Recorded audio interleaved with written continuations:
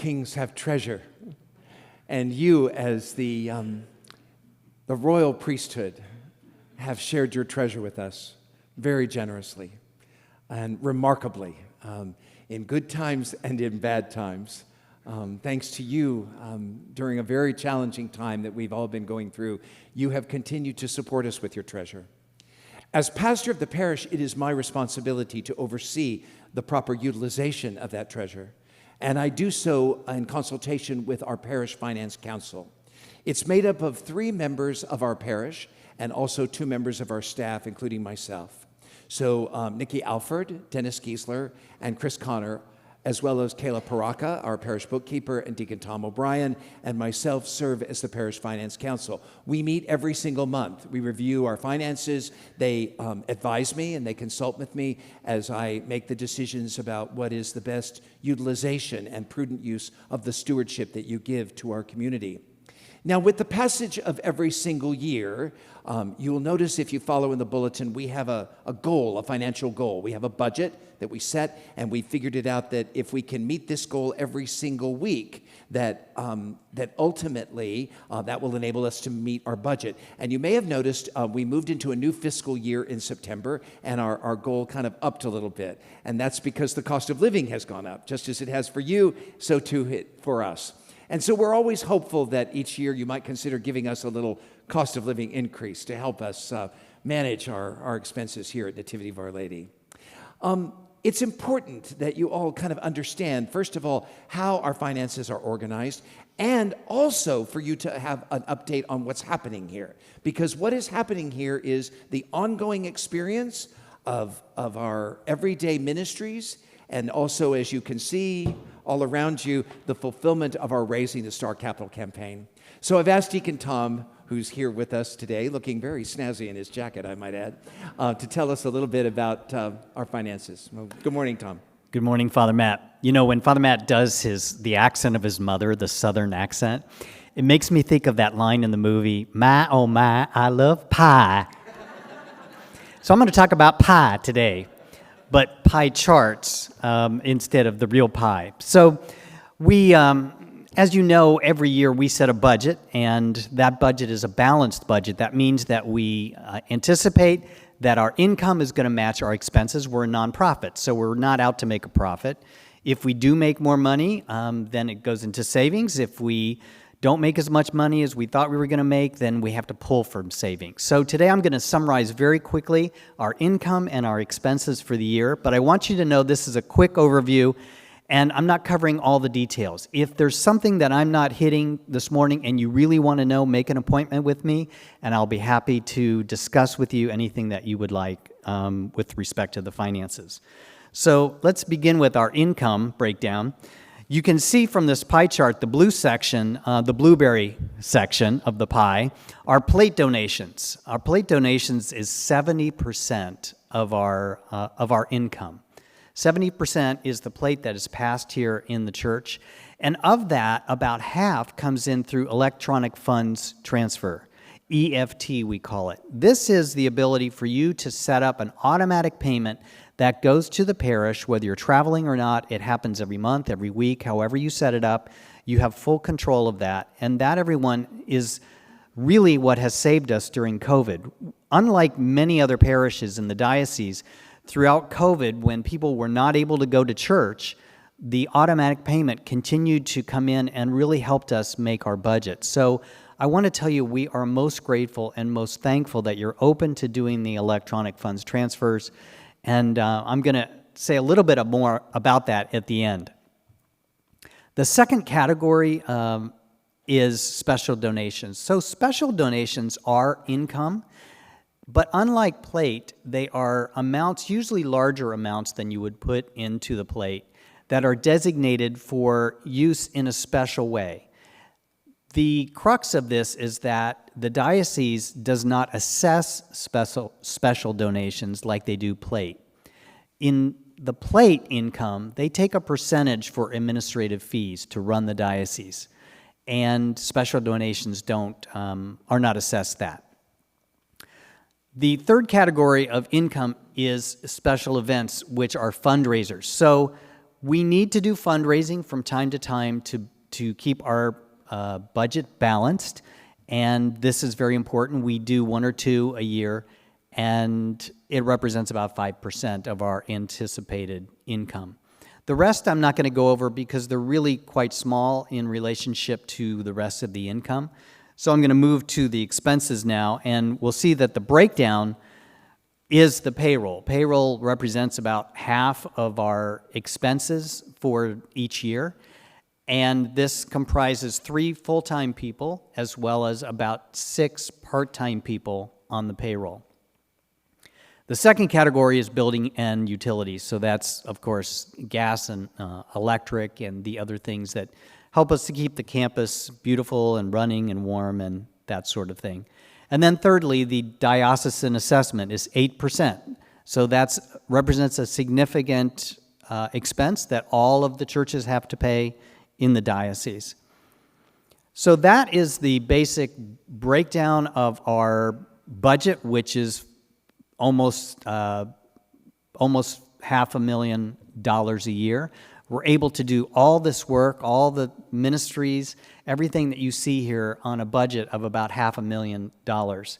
And I think that's very significant that we can very efficiently use the funds that you so generously give us. So again, thank you very much for your generosity.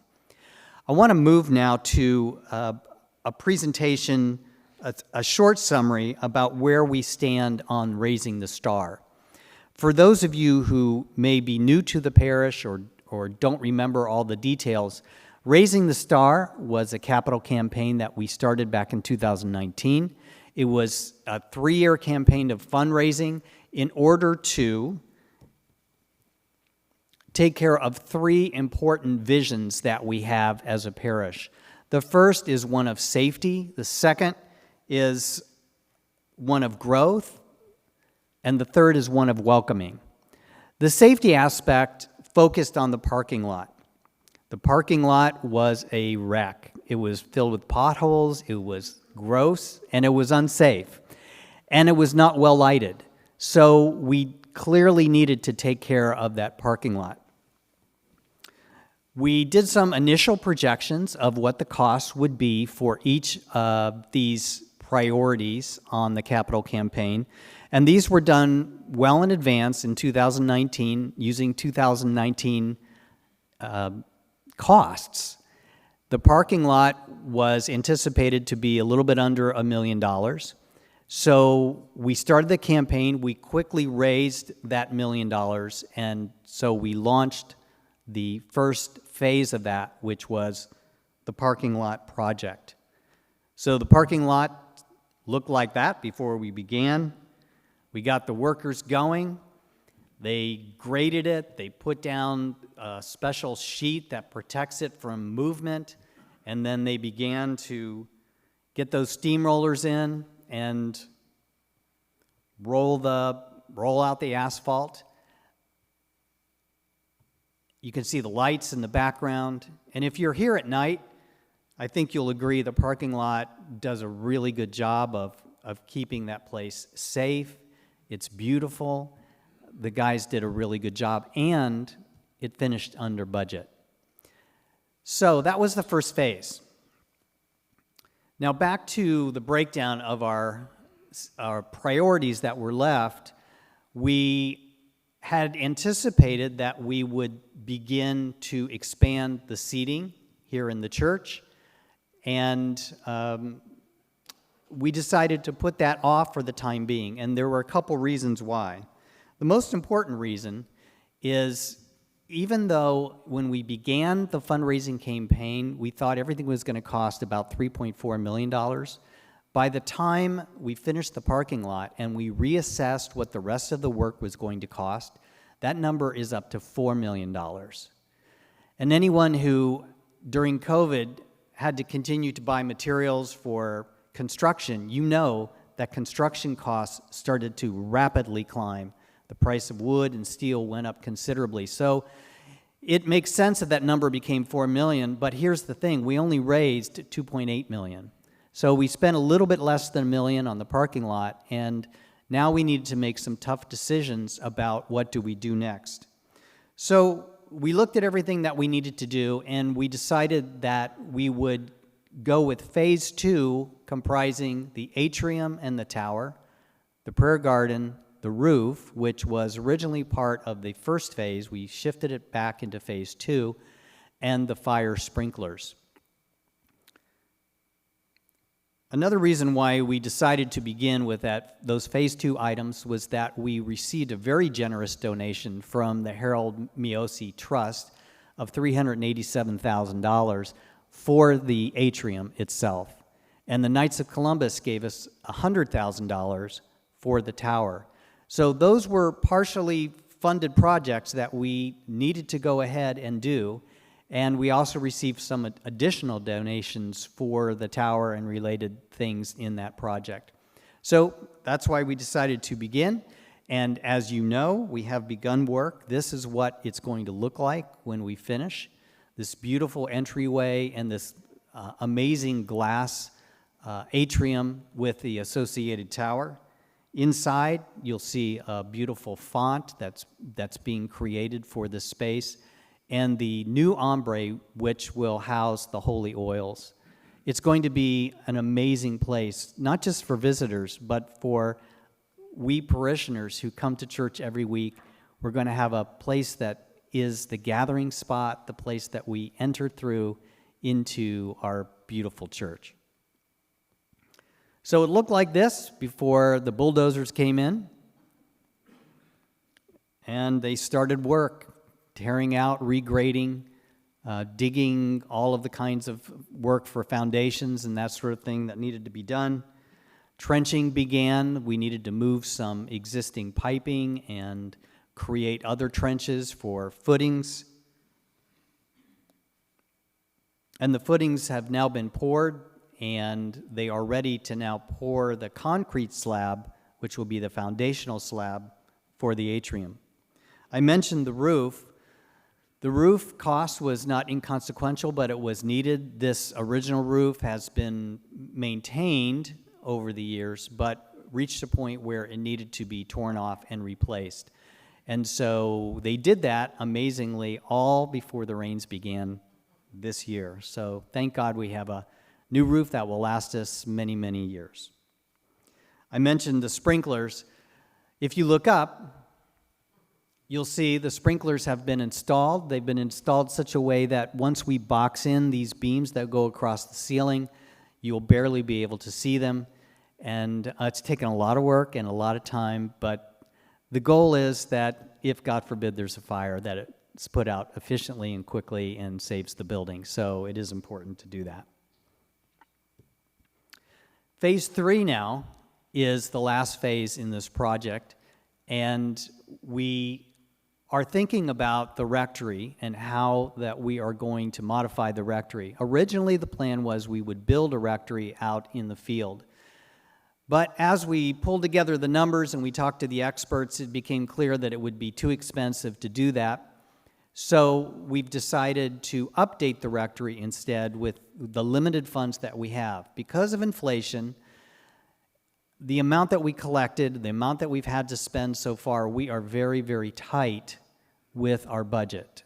We're constantly working with our general contractor to make sure that we keep the costs in line, and they're being very cooperative, but there isn't a lot of room to spare. So as we think about the rectory and the updating that's required in the kitchen and in the bathroom and the flooring, and the rectory also needs sprinklers, we are looking very hard at that, and we're grateful that the Knights of Columbus have given us $100,000 to modify the rectory, but we do need some more. So if you are in a position as you're looking at your finances at the end of the year, and you're thinking, what causes can I give to?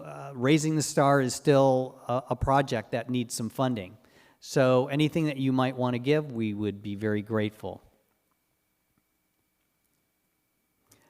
Again, I just want to express on behalf of the Finance Council and Father Matt and myself how very joyful we are that we have a parish that so readily gives, and gives in the electronic funds approach, because it has really saved us during COVID.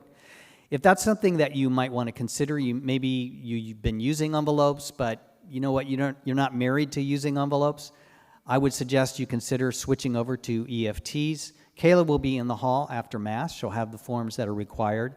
And by the way, if you're someone who has been coming to Mass but you're not yet registered, we would love for you to be registered so we can communicate with you regularly. And Kayla will also have registration forms. Thank you very much for your attention.